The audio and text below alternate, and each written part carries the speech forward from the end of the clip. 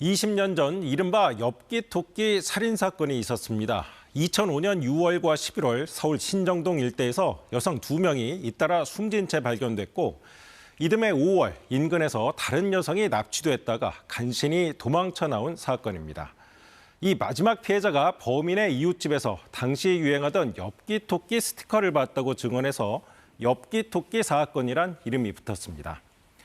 그간 대표적인 미제 사건 중 하나였는데 경찰이 20년 만에 범인을 찾아냈습니다. 그런데 처음 두 사건과 마지막 3차 사건의 범인이 달랐고요. 게다가 1차, 2차 사건의 범인은 이미 10년 전에 숨진 것으로 확인됐습니다. 추재원 기자가 보도합니다. 주택가 주차장에서 주부 42살 이모 씨가 대형 비닐과 돗자리에 쌓여 숨진 채 발견됐습니다. 2005년 5개월 간격으로 20대와 40대 여성이 숨진 채 발견된 신정동 연쇄살인 사건.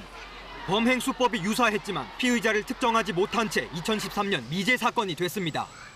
3년 뒤 재수사에 나선 경찰은 두 사건 증거물에서 동일한 DNA를 확인했습니다. 시신에서 모래가 발견된 점에 착안해 공사 현장 관계자와 전과자 등 23만여 명을 선정해 1,500여 명의 유전자를 대조했지만 허사였습니다. 대상을 사망자까지 확대하고서야 신정동의 한 빌딩에서 비슷한 시기 체포됐던 장모 씨가 용의자로 특정됐습니다. 두 사건 모두 건물 관리인이었던 장 씨가 근무지 건물 지하에서 벌인 범행으로 판단했습니다. 피해자 C 씨는 같은 Y 빌딩을 방문하였다가 피의자에게 붙잡혀 지하 1층 창고로 끌려가게 되었습니다. 하지만 장 씨는 이미 2015년 숨졌고 화장 처리돼 DNA를 얻을 수 없는 상태. 이때부터 장 씨 DNA 추적이 시작됐습니다. 병원을 이제 한 40여 군데를 탐문했습니다. 다행히 그 피의자의 그 검체를 보존하고 있는 병원이 확인되었습니다. DNA가 일치하였습니다. 마침내 미제 사건 범인이 특정된 순간. 하지만 이른바 엽기토끼 사건으로 알려진 2006년 5월의 3차 사건 범인은 장 씨가 아니었습니다.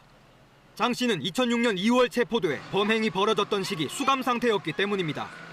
경찰은 2006년 체포 당시 장 씨를 용의자로 특정할 수 없었던 이유에 대해선 당시 장 씨 탐문 기록이 남아있지 않았다며 말을 아꼈습니다. KBS 뉴스 추재훈입니다.